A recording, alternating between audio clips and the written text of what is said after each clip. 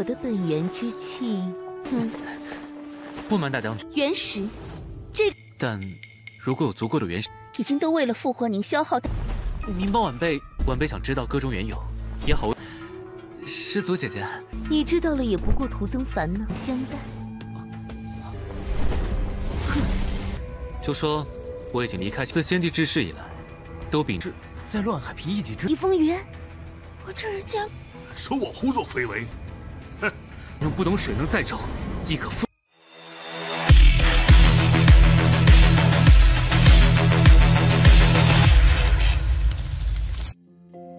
Halo semuanya, selamat datang di Ruang Sinema. Bagaimana kabar kalian semua? Semoga selalu sehat dan baik-baik saja.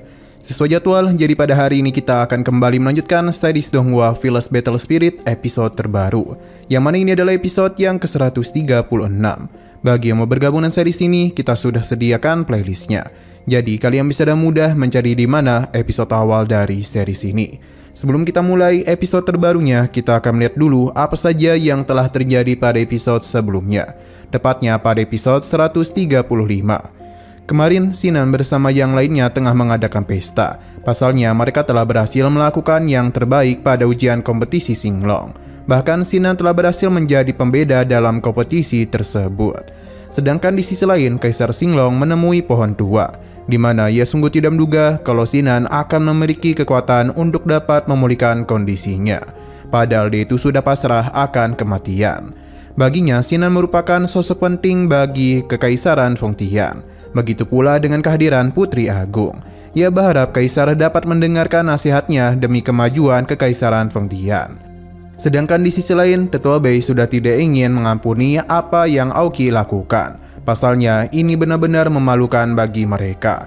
Bahkan Tetua Bei memintanya untuk segera diusir sebelum dirinya kembali. Sekarang kita akan melanjutkan episode terbarunya. Kita dibawa ke Papilun Bintang, di mana di sana Sinan sedang menunggu harta karun yang baru saja dia dapatkan. Di mana gadis ini memberitahu kalau selain hadiah yang Sinan dapatkan, terdapat juga sebuah surat yang berasal dari Di Fengyun, yang mana ia menganggap kalau Sinan adalah seorang master yang hebat, karena bisa mendapatkan teknik tingkat tinggi. Jadi karena itulah dia berharap Sinan bisa memberikannya bimbingan. Selain itu, ia juga telah memperkenalkan dirinya. Sinan pada akhirnya tahu siapa Di Fengyun ini. Kita pun dibawa ke beberapa waktu sebelumnya, di mana Sinan telah menemui Zhao untuk memberikan pengobatan kepadanya. Perlahan namun pasti kekuatan besar pun diterima oleh Zhao, yang mana ini pun mengeluarkan sosok dari roh ponik api. Melihat gurunya yang telah kembali hidup membuat Zhao merasa begitu senang dan langsung memberikan hormat kepadanya, sebab sudah cukup lama bagi mereka tidak bertemu. Hanya saja roh ponik cuma fokus kepada Sinan. Ia memberikan godaan manja kepadanya, sekaligus juga berterima kasih kepadanya.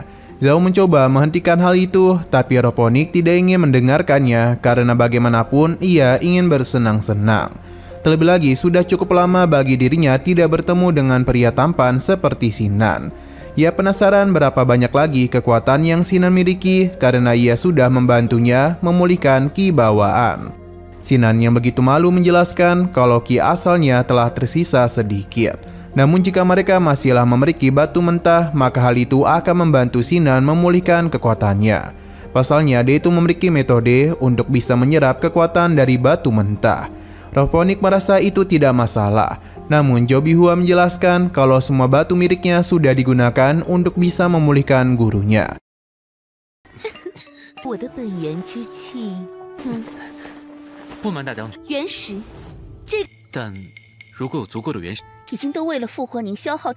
Mengetahui hal itu, roh ponik pun meminta mereka untuk pergi ke sebuah tambang, karena di sana terdapat begitu banyak batu mentah. Mereka tidaklah perlu memikirkan apapun, pasalnya di depan sana tidak ada hal yang mengganggu mereka. Zhao paham, jadi Denny akan membentuk tim demi bisa pergi ke sana. Sebelum pergi, roh ponik berterima kasih kepadanya karena selama ini Zhao terus berjuang untuk bisa memulihkan dirinya.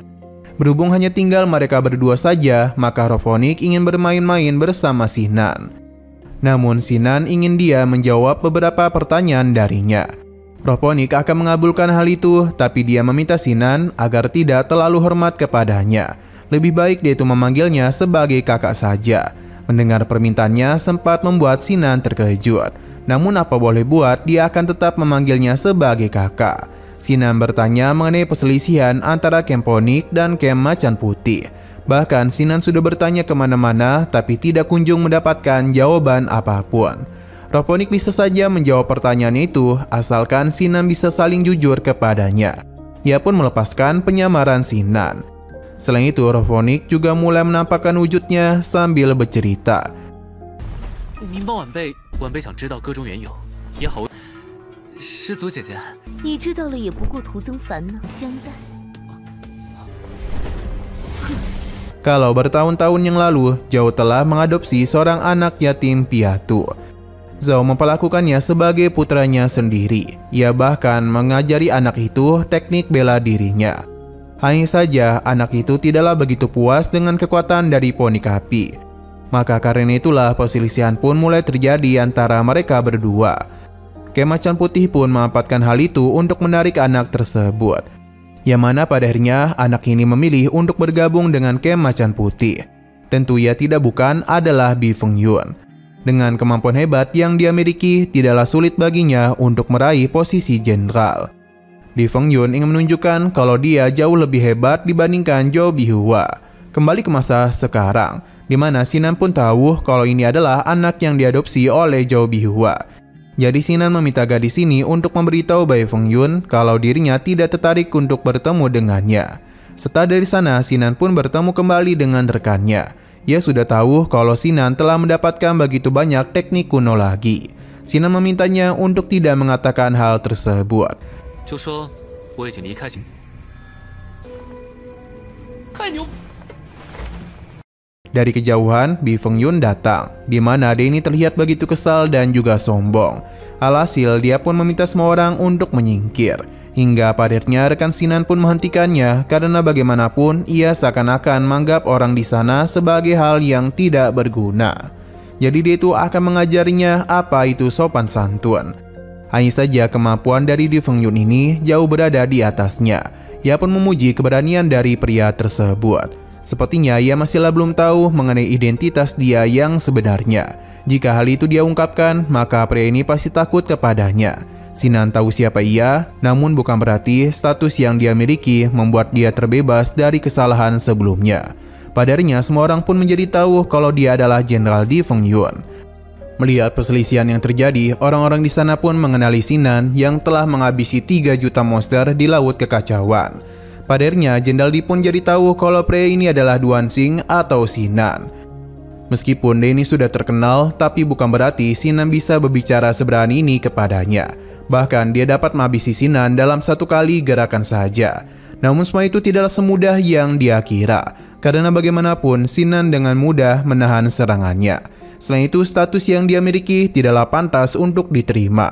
自先帝之世以来，都秉持在乱海平一己之。李风云，我这是将说我胡作非为， 用不懂水能载舟，亦可覆。 Di tengah perselisihan mereka, seorang gadis pun muncul. Karena bagaimanapun, perselisihan mereka akan membuat marah Master Papilion Bintang. Jadi lebih baik mereka itu menghentikan hal tersebut. Bima rasa Sinan beruntung karena masih dapat hidup. Orang-orang pun mulai membicarakan kalau Master Papilion Bintang kemungkinan adalah Master Chen, yang merupakan adik kaisar. Karena dan status yang dia miliki, maka hal itu bisa terjadi. Gadis ini pun meminta maaf karena telah terjadi sedikit kekacauan. Sebagai gantinya, Papilion Bintang akan memberikan perjamuan untuk mereka. Ia harap hal ini dapat membuat mereka sedikit lebih tenang. Di saat yang lainnya pergi, Bai menanyakan di manakah orang yang ingin dirinya temui. Sayang sekali sosok itu sudahlah pergi. Alhasil, Di Fengyun pun menyalahkan Sinan karena lagi dan lagi dia telah mengganggu bisnisnya. Padahal Sinan sendiri merupakan orang yang ia cari selama ini. Gadis ini pun mulai mentertawakan hal tersebut. 谁还能有这么大面子啊？人真的已经走了，走了。短青， Nah, sayang sekali lagi seru-serunya, episodenya pun harus bersambung dulu. Oke, sekian dulu pada video kali ini. Untuk video selanjutnya akan segera hadir. Jadi bagi kalian yang ingin mengikuti series ini, langsung saja klik subscribe dan aktifkan loncengnya. Terima kasih yang sudah menonton video sampai habis. Jika kalian suka pada video ini, klik like dan share ke teman-teman kalian tentang channel ini. Dan ditunggu aja kelanjutannya. Oke, sampai jumpa di video selanjutnya.